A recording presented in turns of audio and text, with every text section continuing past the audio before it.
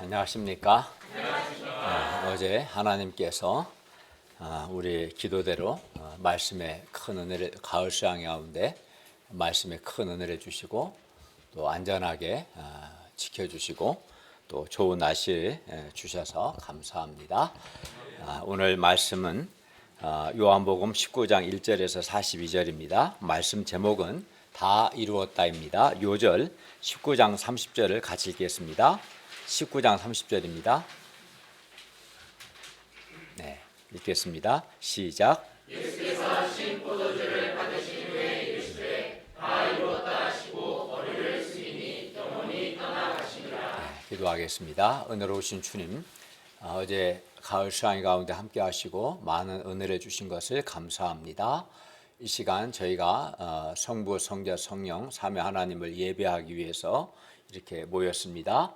우리가 드리는 예배가 주님을 기쁘시게 하는 예배가 되기를 원합니다.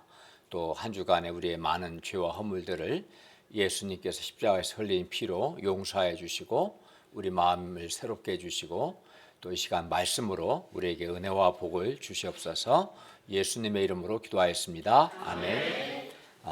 오늘 본문을 보면 예수님께서는 아무 죄가 없으셨지만 신문을 받고 또 채찍에 맞으시고 또 조롱과 모욕, 멸시를 받고 십자가에 못 박히십니다.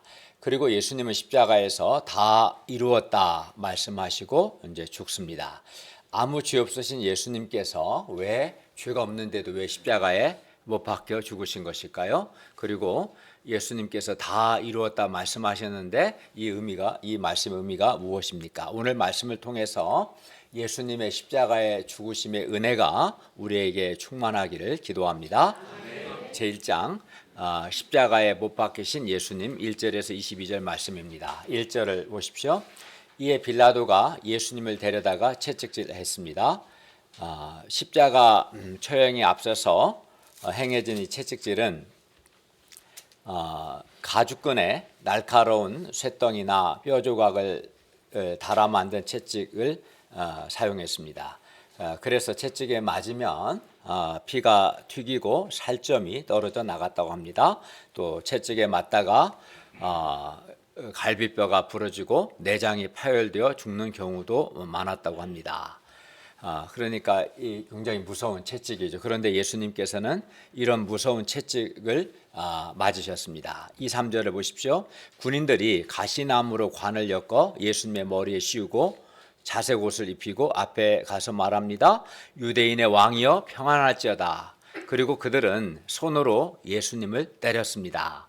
군인들이 예수님의 머리에 가시나무로 관을 씌운 것이나 또 예수님께 당시 황제가 입던 옷의 색깔인 자색 옷을 입힌 것, 그리고 예수님께 유대인의 왕이여 평안할지어다 라고 말하고 예수님을 때린 것은 하나같이 다 예수님을 모욕하고 조롱하기 위해서였습니다. 4절부터 6절 보십시오. 빌라도가 다시 밖에 나가 말합니다. 보라, 이 사람을 데리고 너희에게 나아오니 이는 내가 그에게서 아무 죄도 찾지 못한 것을 너희로 알게 하려 함이라. 이에 예수님께서 가시관을 쓰고 자색 옷을 입고 나오시니 빌라도가 그들에게 말합니다. 보라, 이 사람이로다. 빌라도는 채찍에 맞아서 온몸이 피투성이가 되고 가시관을 쓰고 피 흘리고 있는 예수님을 무리들에게 보여줌으로써 무리들의 동정심을 유발하여 예수님을 죄가 없기 때문에 놓아주려고 했습니다. 그러나 6절을 보면 대제사장들과 아랫사람들은 예수님을 보고 말합니다. 너희가 십자가 아랫사람 예수님을 보고 소리질러 말합니다. 십자가에 못 박으소서, 십자가에 못 박으소서. 십자가에 못 박으라고 요구한 것이죠. 빌라도가 말합니다. 너희가 친히 데려다가 십자가에 못 박으라. 나는 그에게서 죄를 찾지 못하였노라. 그러자 유대인들이 다시 대답합니다. 7절을 보십시오. 우리에게 법이 있으니 그 법대로 하면 그가 당연히 죽을 것은 그가 자기를 하나님의 아들이라 함이니이다. 8, 9절입니다. 빌라도가 예수님께서 자기를 하나님의 아들이라고 했다는 말을 듣고 더욱 두려워하여 다시 관정에 들어가서 예수님께 묻습니다. 너는 어디로부터냐? 그러나 예수님은 대답하여 주지 않으셨습니다. 이는 예수님께서 하나님의 뜻에 순종하여 하나님 아버지께서 주신 잔을 마시는 것, 즉 십자가에 죽으실 것을 작정하셨기 때문입니다. 10절과 11절을 보십시오. 빌라도는 자기에게 예수님을 놓을 권한도 있고 십자가에 못 박을 권한도 있다며 예수님께 대답을 촉구했습니다. 그러나 예수님은 위에서 곧 하나님께서 주지 아니하셨다면 그에게 예수님을 해야 할 권한이 없을 것이라고 말씀하시며 예수님을 그에게 넘겨준 자의 죄는 더 크다고 말씀하셨습니다. 12, 13절을 보십시오. 이러함으로 빌라도가 예수님을 놓으려고 힘썼으나 유대인들이 소리질러 말합니다. 12절입니다. 이 사람을 놓으면 가이사의 충신이 아니니이다. 무릇 자기를 왕이라 하는 자는 가이사를 반역하는 것입니다. 빌라도는 예수님을 놓으면 가이사의 여기서 충신이라는 말은 친구라는 말인데요. 가이사의 친구가 아니라는 말에 빌라도는 정치적인 부담을 느끼고 예수님을 끌고 밖으로 나가서 돌을 깐 뜰에 있는 재판석에 앉았습니다. 14절에서 16절 보십시오. 이날은 6월절의 준비, 여기서 준비라는 말은 금요일을 가리키는 표현인데요. 금요일이었고 때는 제6시 즉 오전 6시였습니다. 빌라도가 유대인들에게 말합니다. 보라 너희 왕이로다. 15절을 보십시오. 그러자 유대인들이 소리 질렀습니다. 없이 하소서 그를 십자가에 못 박게 하소서. 유대인들은 계속해서 예수님을 십자가에 못 박으라고 요구했습니다. 빌라도가 유대인들에게 마지막으로 묻습니다. 내가 너희 왕을 십자가에 못 박으랴. 이에 대제사장들이 대답합니다. 가이사 외에는 우리에게 왕이 없나이다. 그들은 평소 하나님의 백성이라고 자부했지만 예수님을 십자가에 못 박아 죽이기 위해서 그들의 왕 되신 하나님을 배반하고 로마 황제만이 그들의 왕이라고 했습니다. 그들은 예수님을 죽일 수만 있다면 하나님도 배반했습니다. 16절을 보십시오. 이에 빌라도는 예수님을 십자가에 못 박도록 그들에게 넘겨줍니다. 17절입니다. 군인들이 예수님을 맡음에 예수님께서 자기의 십자가를 지시고 해골이라 하는 곳에 나가셨습니다. 18절입니다. 군인들이 거기서 예수님을 십자가에 못 박을 때 다른 두 사람도 예수님과 함께 좌우편에 못 박으니 예수님은 가운데 있었습니다. 십자가형은 인류가 고안해낸 가장 잔인하고 또 가장 고통스럽고 가장 수치스러운 형벌입니다. 십자가형은 죄수를 수치스럽게 하기 위해서 이제 완전히 옷을 다 벗긴 상태에서 죄수를 이렇게 십자가형은 이제 가루 기둥에 손목을 묶고 이렇게 세로 기둥에 발목을 묶어서 그 다음에 이제 손목과 발목에 못을 박았습니다. 십자가형은 중범죄자들이 당하는 형벌이었는데 예수님은 이러한 중범죄자로 취급을 받았습니다. 십자가에 못 박히면 보통 2, 3일 동안 나무에 달려서 심한 육체적인 고통을 맛보다가 이제 피와 물을 쏟기 때문에 십자가형이 수단이 되어 심장마비나 질식, 쇼크 등으로 죽는다고 합니다. 이 고통이 굉장히 크기 때문에 여러 번 까무러친다고 합니다. 군인들이 예수님의 두 양 손목과 두 발목에 약 7cm가 넘는 대못을 박았습니다. 이때 예수님의 뼈가 으스러지고 붉은 피가 솟구쳤습니다. 예수님의 온몸에 경련이 일어나고 예수님의 사지가 뒤틀렸습니다. 시편 22편 14, 15절은 예수님의 십자가의 고통을 다음과 같이 묘사했습니다. 나는 물같이 쏟아졌으며 내 모든 뼈는 어그러졌으며 내 마음은 밀랍 같아서 내 속에서 녹았으며 내 힘이 말라 질그릇 조각 같고 내 혀가 이틀에 입천장에 붙었습니다. 주께서 또 나를 죽음의 침토 속에 두셨습니다. 예수님은 아무런 죄가 없으셨습니다. 재판관인 빌라도는 예수님에게 아무런 죄를 찾지 못했습니다. 3번 그는 예수님에게 죄가 없다고 말했습니다. 그러면 왜 아무 죄 없으신 예수님께서 죄가 없는데 왜 무서운 채찍에 맞으시고 또 가시관을 쓰시고 사람들에게 조롱과 모욕과 멸시를 받으신 겁니까? 왜 아무 죄가 없으신데 예수님께서 가장 이 잔인하고 고통스럽고 수치스러운 십자가에 못 박혀 죽으신 겁니까? 성경은 예수님의 이 고난과 죽으심에 대해서 이는 바로 우리의 허물과 우리의 죄 때문이라고 말씀합니다. 예수님은 죄가 없으신데 십자가 못 박게 할 이유가 없는데 바로 우리의 허물과 우리의 죄 때문이라고 말씀합니다. 이사야 선지자는 그리스도께서 받으실 고난과 죽음의 의미를 이사야 53장 5, 6절에서 이렇게 말씀했어요. 그가 찔림은 우리의 허물 때문이다. 우리의 허물 때문이고 그가 상함, 그리스도죠. 그가 상함은 바로 우리의 죄악 때문이다. 우리의 죄악 때문에 그가 상했다. 그리스도께서 징계를 받음으로 우리는 평화를 누리고 그리스도께서 채찍에 맞음으로 우리는 나음을 받았도다. 우리는 다 양 같아서 그릇 행하여 각기 제 길로 갔거늘 여호와께서는 우리 모두의 죄악을 바로 우리 모두의 죄악을 그에게 담당시키셨도다. 사도 베드로도 예수님께서 친히 나무에 달려 그 몸으로 바로 우리의 죄를 담당하셨다고 말씀합니다. 예수님의 십자가의 죽음은 그래서 죄가 없으신 예수님 자신은 죄가 없지만 우리의 죄를 담당하기 위한 대속의 죽음이었습니다. 예수님은 나를 사랑하사 나의 죄를 위해서 나를 대신하여 십자가에 못 박혀 죽으신 겁니다. 우리는 우리 죄를 위해 십자가에 못 박혀 죽으신 예수님을 통해서 우리의 죄가 얼마나 심각한 것이고 죄에 대한 하나님의 형벌이 얼마나 무서운 것인가를 알 수 있습니다. 그런데 사람들은 죄 짓는 것을 가볍게 여기고 자신이 죄를 짓고도 죄에 대해 무감각합니다. 죄에 대해서는 하나님의 무서운 진노와 형벌이 있는데도 깨닫지 못합니다.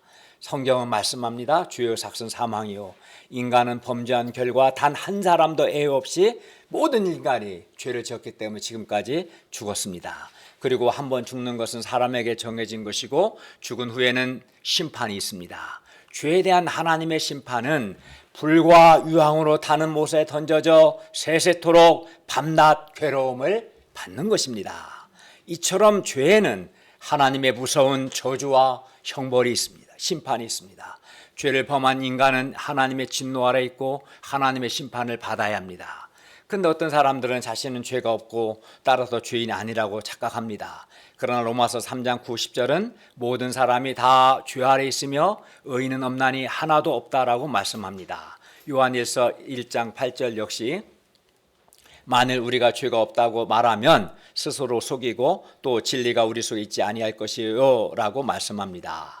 우리가 아무리 고상하고 어렵게 보이고 성실하게 보일지라도 우리의 양심은 우리가 하나님 앞에 죄인임을 알고 있고 또 죄 때문에 곤고하고 고통합니다. 모든 사람이 죄를 범했고 죄인이 아닌 사람은 단 한 사람도 없습니다. 다만 하나님 앞에서 자신의 죄를 깨닫느냐 깨닫지 못하느냐의 차이가 있을 뿐입니다. 그리고 자기 죄를 심각하게 여기느냐 가볍게 여기느냐 차이가 있을 뿐입니다. 그리고 죄에 대한 하나님의 진노와 심판은 예수님의 십자가에 못 박아 심판하시길 만큼 하나님의 진노와 심판은 무섭고 철저합니다. 하나님은 하나님의 아들 예수님이 십자가에 못 박아 죽이는 걸 통해서 인간의 죄에 대한 하나님의 저주와 심판과 형벌이 얼마나 크고 무서운 것인가를 보여주신 겁니다. 예수님께서 우리의 죄를 위해서 우리 대신 고통스럽고 수치스럽게 십자가에 달려 죽으신 것은 우리의 죄에 대한 하나님의 진노와 심판이 그만큼 크고 무섭다는 것을 가르쳐 줍니다.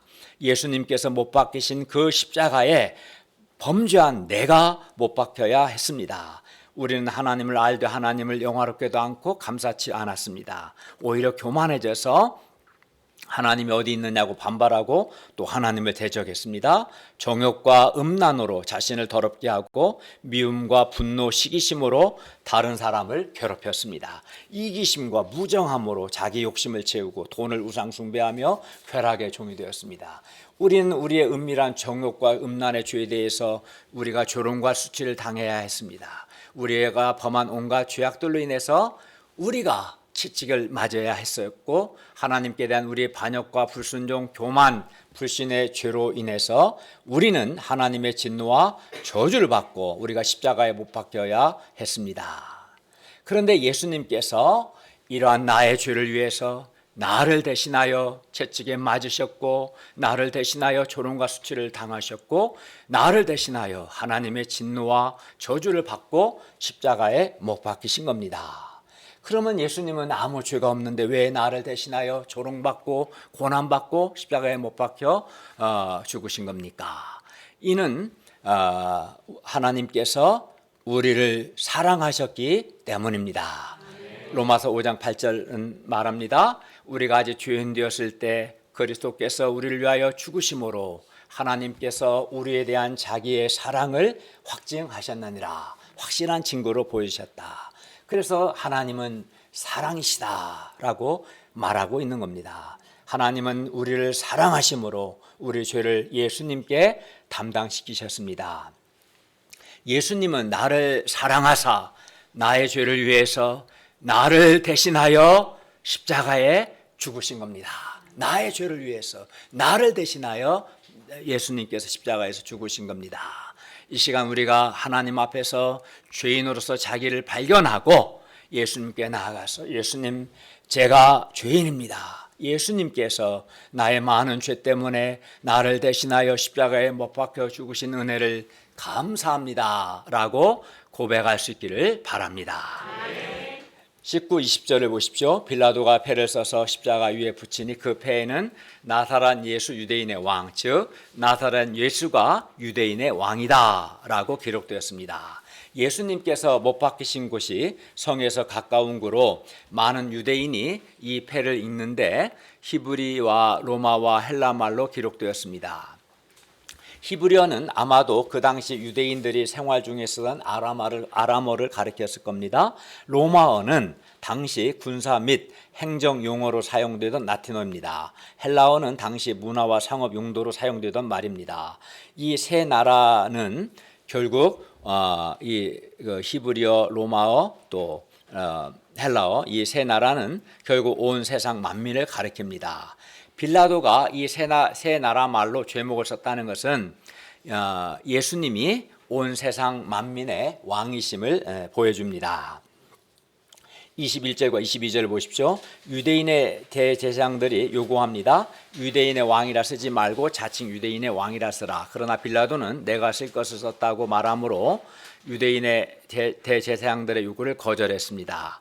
보통 죄수들의 죄패에는 죄목이 살인, 반역 이런 죄목이 기록되어 있는데 예수님의 죄표는 달랐습니다. 즉 나사렛 예수 유대인의 왕, 즉 나사렛 예수가 유대인의 왕이다 라는 겁니다. 빌라도가 물론 이 말의 의미를 알고서 쓴 것은 아니었겠지만 여기에는 하나님의 섭리가 나타나 있습니다. 유대인의 왕은 성경에서 그리스도, 즉 구원자를 가리키는 표현입니다. 관용적인 표현입니다. 그러므로 예수님은 우리를 사랑하사 우리를 죄에서 구원하기 위해서 우리를 대신하여 십자가에 못 박혀 죽으신 유대인의 왕, 즉 우리의 그리스도, 우리의 구원자가 되십니다. 사람들은 돈이나 권력, 사람들의 인정과 칭찬, 좋은 인간 조건이 자기에게 행복을 주고 구원을 줄 것처럼 착각합니다. 그러나 이러한 것들은 결코 우리를 죄에서 구원해 줄 수 없습니다. 오직 십자가에서 우리의 죄를 담당하신 예수님만이 우리를 죄와 죽음에서 구원하시는 우리의 유일한 구원자가 되십니다. 또한 나사렛 예수 유대인의 왕이라는 말이 히브리어, 로마, 헬라 말로 기록된 것은 예수님이 유대인들뿐만 아니라 세상 모든 사람의 그리스도요 구원자 왕이심을 가르쳐 줍니다. 우리가 나를 사랑하사 나의 죄를 위해서 나를 대신하여 십자가에 못 박으신 예수님을 나의 그리스도, 구원자, 나의 왕으로 영접할 수 있기를 기도합니다. 그리고 이 왕 예수님의 다스림을 받기를 바랍니다. 그리하여 우리가 예수님이 주시는 죄 용서의 은혜를 누리고 왕 예수님의 보호와 왕 예수님의 돌보심, 왕 예수님의 다스림을 받을 수 있기를 기도합니다. 이 시간 나의 죄를 위해서 나를 대신 십자가에 못 박힌 예수님이 나 유대인의 왕, 즉 나의 그리스도, 나의 구원자요, 나를 다스리시는 왕으로 영접하고 왕 예수님께 순종함으로 왕 예수님이 주시는 죄 용서의 은혜를 누리고 왕 예수님의 돌봄을 받고 왕 예수님의 통치를 받을 수 있기를 기도합니다. 제2장 다 이루었다. 23절에서 30절 말씀입니다. 23, 24절을 보십시오. 군인들이 예수님을 십자가에 못 박고 그의 옷을 취하여 네 깃에 나눠 각각 한 깃씩 얻고 속옷도 취하니 이 속옷은 호지 아니하고 위에서부터 통으로 짠 것이었습니다. 군인들이 서로 말합니다. 이것을 찢지 말고 누가 얻나 제비 뽑자 하니 이는 성경 곧 시편 22편 18절 그들이 내 옷을 나누고 내 옷을 제비 뽑나이다 라고 한 것을 응하게 하려 함이었습니다. 군인들은 의도하지 않았지만 결국 예수님에 관한 시편 22편 18절 말씀이 성취되었습니다. 24절 하반절은 말씀합니다. 군인들은 이러한 일을 하고 하나님의 아들 예수님께서 우리의 죄를 위하여 십자가에 못 박혀 죽으시는데도 군인들은 당장 눈앞에 작은 유익을 위해서 옷 하나 얻으려고 예수님의 옷을 나눠 갖고 제비 뽑는 이러한 일을 하고 있었습니다. 지금 우리의 마음은 어떻습니까? 예수님께서 나를 사랑하사 나의 죄를 위해 나를 대신하여 십자가에 못 박혀 고통하며 죽으셨는데도 당장 군인들처럼 눈앞에 자기 이익에 눈이 멀고 있지 않습니까? 십자가에 못 박혀 피 흘려 죽어가고 계시는 예수님을 보면서도 군인들처럼 우리의 마음이 무감각하진 않습니까? 저자 사도 요한은 군인들은 이러한 일을 하고라고 기록함으로써 예수님을 십자가에 못 박고도 무감각한 사람들의 죄에 대해서 통탄하고 있습니다. 예수님은 죄가 없으신 하나님의 아들이시지만 우리를 사랑하사 우리 죄를 위하여 우리 대신 십자가에 못 박혀 죽으시는데도 사람들은 무감각하게 이런 일을 하고 있다고 통탄합니다. 25절에서 27절을 보십시오. 예수님 십자가 곁에는 그의 어머니와 이모와 글로바의 아내 마리아와 막달라 마리아가 서 있었습니다. 예수님은 자기 어머니와 사랑하시는 제자 요한이 곁에 서 있는 것을 보시고 자기 어머니 마리아에게 말씀합니다. 여자여 보소서 아들이니이다. 또 그 제자에게 이르셨습니다. 보라 너의 어머니다. 그리하여 그때부터 그 제자 곧 사도 요한이 예수님의 어머니를 자기 집에 모셨습니다. 예수님은 어머니 마리아와 사랑하는 제자 요한을 어머니와 아들로 연결시키셨습니다. 예수님은 십자가에서 하나님의 새로운 가족을 선언하신 겁니다. 이제부터는 너의 어머니고 이제부터는 아들입니다. 이렇게 십자가에서 새로운 가족을 선언하셨습니다. 이는 십자가를 통해 하나님의 새로운 가족이 시작된다는 뜻입니다. 예수님은 십자가에서 교회라는 새로운 가족을 선물로 주셨습니다. 예수님은 인간적으로 생각하면 동생 야고보에게 어머니 마리아를 맡겨야지. 보통은 다 혈육에게 맡기지 않습니까? 근데 예수님은 동생 야고보가 아니라 제자 요한에게 어머니라고 맡기신 거예요. 새로운 가족을 선물로 주신 거죠. 그러므로 우리 죄를 위하여 십자가에 못 박히신 예수님을 믿음으로 구원받은 우리 교회 공동체는 이제 예수님 안에서 진짜 말로만 아니라 진짜 새로운 가족들입니다. 그러므로 우리가 서로 존경하고 서로 진실하고 뜨겁게 사랑할 수 있기를 기도합니다. 28, 29절을 보십시오. 예수님의 몸에서 물과 피가 계속해서 빠져나갔고 예수님의 숨도 점점 가빠졌습니다. 예수님께서 모든 일이 이미 이루어진 줄 아시고 성경 곧 시편 69편 21절 말씀을 응하게 하시려고 말씀하셨습니다. 내가 목마르다. 29절을 보십시오. 거기에 신 포도주가 가득히 담긴 그릇이 있었는데 사람들이 신 포도주를 적신 해면을 우슬주에 메어 예수님의 입에 대었습니다. 30절입니다. 예수님께서 신 포도주를 받으신 후에 말씀하셨습니다. 다 이루었다. 그리고 머리를 숙이시니 영혼이 떠나가셨습니다. 죽으셨습니다. 예수님은 십자가에서 죽으시면서 다 이루었다라고 말씀하셨습니다. 다 이루었다. 겉으로 보기에 예수님의 죽음은 정말 비참하고 죄가 없는데도 죽으시기 때문에 억울하고 매우 안타까운 죽음인 것처럼 보입니다. 또한 예수님께서 십자가에서 가장 고통스럽고 가장 수치스럽게 죽으심으로 지금까지 하신 예수님의 모든 선한 일들이 모두 실패와 미완성으로 끝나는 것처럼 보입니다. 한마디로 예수님은 십자가에서 죽으시기 때문에 실패하신 것처럼 보입니다. 그러나 예수님은 뭐라고 하셨습니까? 다 이루었다라고 말씀하셨어요. 그러면 예수님은 무엇을 다 이루신 겁니까? 예수님은 십자가에 못 박혀 죽으심으로 하나님께서 예수님께 하라고 주신 일을 다 이루셨습니다.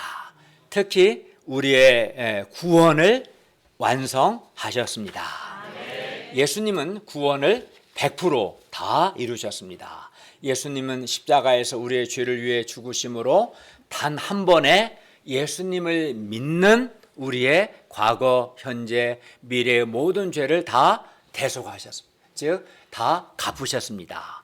만약 예수님이 단 한 번에 우리의 죄를 대속하지 않으셨다면, 갚지 않으셨으면 예수님은 대속을 위해 자주 성육신하시고 자주 고난을 받으시고 자주 죽으셔야 했을 겁니다. 그러나 예수님은 속죄를 위해서, 우리 죄를 갚기 위해서 단 한 번에, 곧 한 번에 속죄의 죽으심으로, 자기 몸을 십자가에 죽으심으로 예수 믿는 우리의 모든 죄를 다 대속하셨습니다. 즉, 다 갚으셨습니다. 그리하여 예수님은 그렇기 때문에 다 이루었다라고 말씀하신 겁니다. 예수님은 거의 다 이루었다거나 또는 99% 이루었다고 하지 않으셨습니다. 예수님은 우리의 모든 죄를 다 담당하심으로 구원을 100% 이루셨습니다. 그렇기 때문에 이제 예수님 안에서 아직 해결되지 않은 죄는 단 하나도 없습니다. 또 앞으로 해결되지 못할 죄나 또는 용서받지 못할 죄 역시 단 하나도 남아있지 않습니다. 예수님을 믿는 우리의 모든 죄가 다 속죄되었고 다 용서되었고 우리의 구원이 완성되었습니다. 따라서 사람이 구원을 받기 위해서 해야 할 일은 아무것도 없습니다. 왜냐하면 예수님께서 십자가에서 구원을 다 이루셨기 때문입니다. 우리는 나의 죄를 위해 십자가에서 죽으신 예수님을 나의 구주요, 나의 왕이요, 나의 하나님으로 예수님을 믿으면 됩니다. 예수님을 받아들이기만 하면 됩니다. 예수님, 이제부터 예수님 당신은 나의 구원자이십니다. 예수님 당신은 나의 하나님이시고 예수님 당신은 나의 왕이십니다. 예수님을 영접하면 되는 것이죠. 예수님이 십자가에서 죽으심으로 다 이루신 구원을 다만 감사함으로 우리가 받아들이기만 하면 됩니다. 그리고 그렇기 때문에 구원은 인간의 노력이나 인간의 어떤 공로 대가가 아니라 하나님의 선물이고 하나님의 은혜입니다. 에베소서 2장 8, 9절은 말씀합니다. 너희는 그 은혜에 의하여 믿음으로 말미암아 구원을 받았으니 이것은 너희에게서 난 것이 아니요 하나님의 선물이다. 구원은 하나님의 선물이다.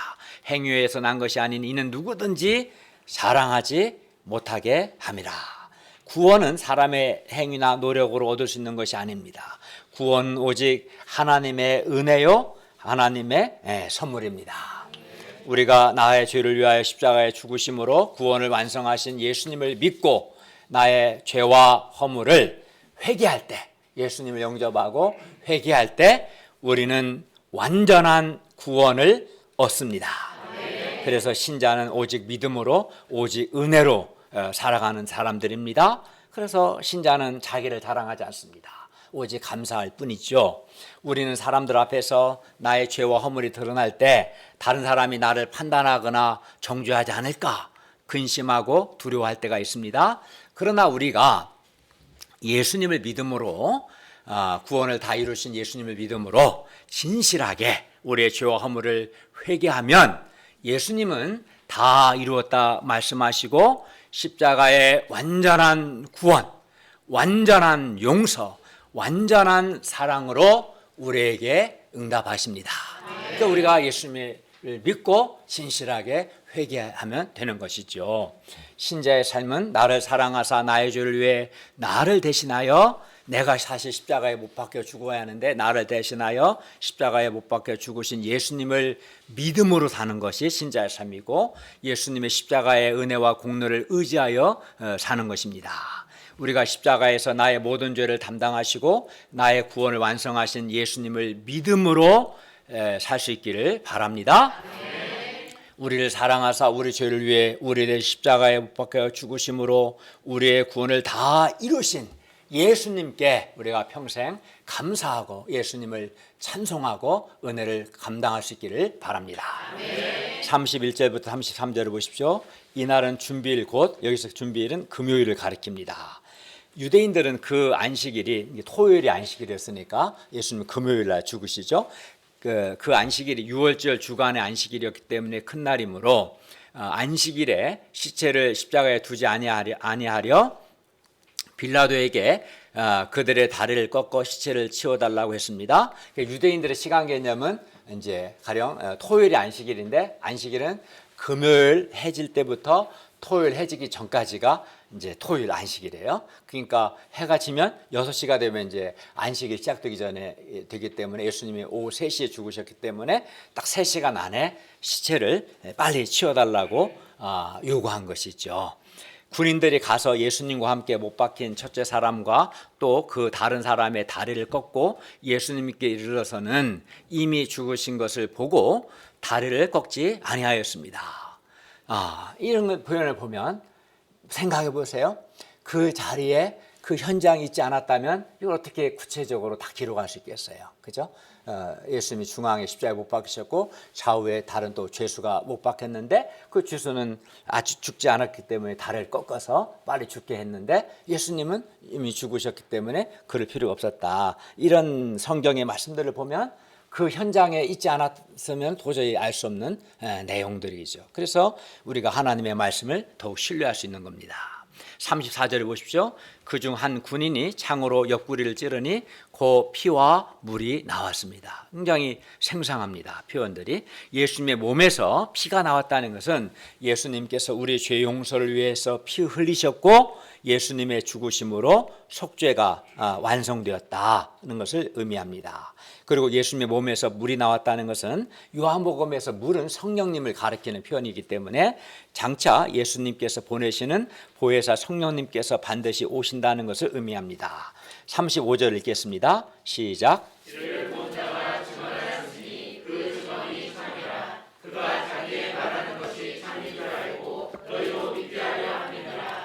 이를 본 자는 저자 사도 요한을 가리키는데요. 요한이 예수님께서 십자가에서 죽으시는 과정을 직접 목격했기 때문에 요한의 증언은 참입니다. 참됩니다. 그리고 사도 요한이 십자가 사건에 대해 증언하는 이유는 그 증언을 듣고 사람들이 믿게 하기 위해서입니다. 36, 37절을 보십시오. 이 일이 일어난 것은 그 뼈가 하나도 꺾이지 아니하리라 한 성경 즉 출애굽기 12장 46절, 민수기 9장 12절, 시편 34장 20절 말씀을 응하게 하려 함이었습니다. 또 다른 성경 곧 스가랴 12장 10절 그들이 그 찌른 자를 보리라 하신 성경도 응했습니다.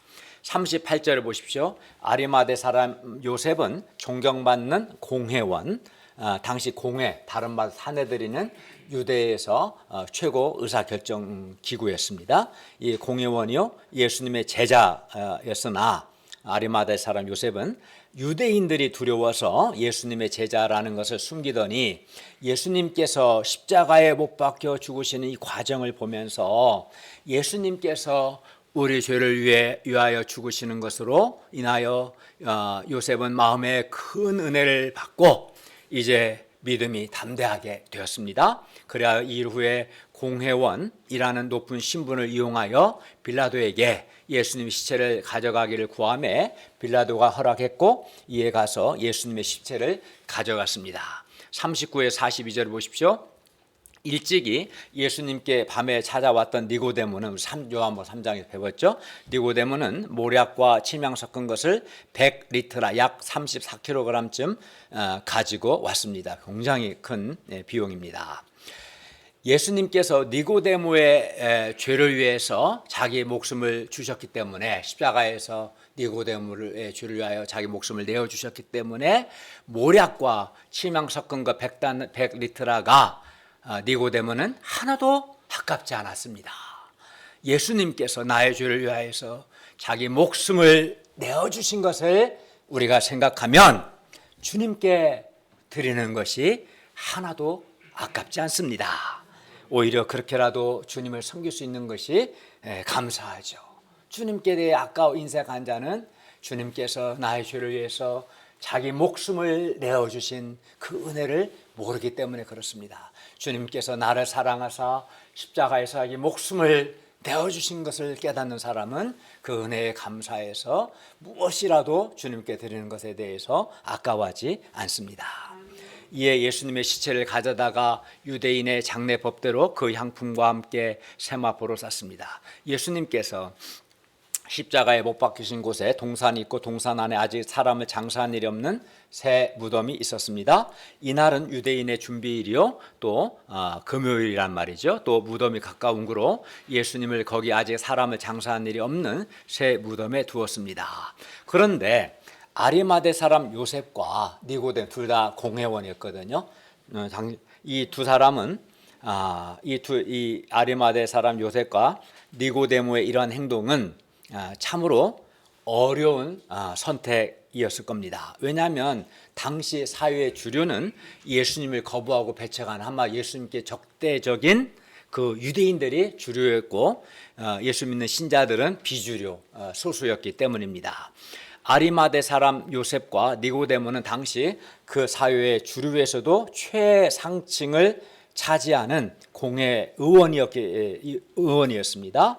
요즘 말로 하자면 아리마대 사람 요셉과 니고데모는 그 시대 유대 사회에서 금수저 중에서도 24K 순금수저 또는 다이아몬드 수저였어요. 그런데 이 두 사람은 그 금수저, 다이아몬드 수저 집단에 머물기를 과감하게 포기하고 스스로 흙수저가 되기를 선택한 겁니다. 예수님의 십자가의 죽으심의 은혜가 아리마대 사람 요셉과 니고데모를 담대한 믿음의 사람으로, 주님을 위해 기꺼이 수고하고 희생하는 사람으로 변화시켰습니다.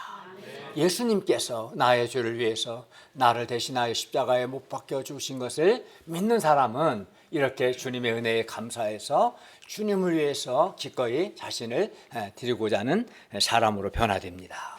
초대교회에서 신자가 되기를 선택하는 것은 많은 것의 포기를 의미했습니다. 이는 그리스도인이 되기 위해서는 유대인들의 주류 사회로부터 추방되어야 했기 때문입니다. 오늘날 우리는 그렇지 않죠. 예수 믿고 교회 온다 해서 사회로부터 어떤 불이익을 받지는 않습니다. 그러나 초대교회 당시는 그렇지 않습니다. 예수 믿는다는 것 자체가, 교회에 온다는 것 자체가 엄청난 불이익과 희생이 요구되었습니다. 아리마대 사람 요셉과 니고데모가 그랬죠. 예수님의 십자가 죽으심의 은혜로 우리 또한 아리마대 사람 요셉이나 니고데모처럼 담대한 믿음의 사람이 되고 주님을 위해서 기꺼이 수고하고 희생도 할 수 있기를 바랍니다. 결론입니다. 예수님은 아무 죄가 없으셨지만 우리를 사랑하사 우리의 죄를 위하여 우리를 대신하여 십체적에 맞으시고 조롱과 멸시를 당하시고 십자가에 못 박혀 죽으심으로 우리의 구원을 다 이루셨습니다. 그러므로 우리가 예수님께 있는 모습 그대로 나아가서 우리의 죄를 회개할 수 있기를 바랍니다. 그리하여 예수님이 주시는 죄 용서와 구원을 받고 예수님이 주시는 마음의 참 평화와 기쁨을 누릴 수 있기를 기도합니다. 그리고 우리 또한 아리마대 사람 요셉과 니고데모와 같이 주님의 은혜에 감사해서 담대한 믿음의 사람이 되고 또 주님을 위해서 수고도 하고 희생도 할 수 있기를 바랍니다.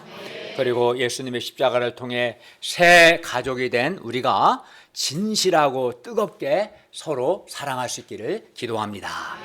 기도하겠습니다. 은혜로우신 주님, 무엇보다 주님께서 우리를 사랑하셔서 우리가 우리 죄 때문에 받아야 할 조롱과 모욕, 또 수치, 또 무엇보다 십자가에 못 박혀 죽으신 이 형벌 등을 우리 주님께서 우리를 대신하여 받으심으로 우리의 모든 죄를 용서하시고 우리의 구원을 완성하신 것을 감사합니다. 우리가 다 이루었다 하신 주님의 말씀을 통해서 주님의 구원을 확신하고 예수님을 영접하고 진실하게 회개함으로 주께서 주시는 죄 용서와 마음의 평화, 은혜, 기쁨을 잘 누릴 수 있도록 도와주시고 또 주님의 은혜를 감사하고 일생 감당하는 삶을 살 수 있도록 도와주시옵소서. 예수님의 이름으로 기도하였습니다. 아멘.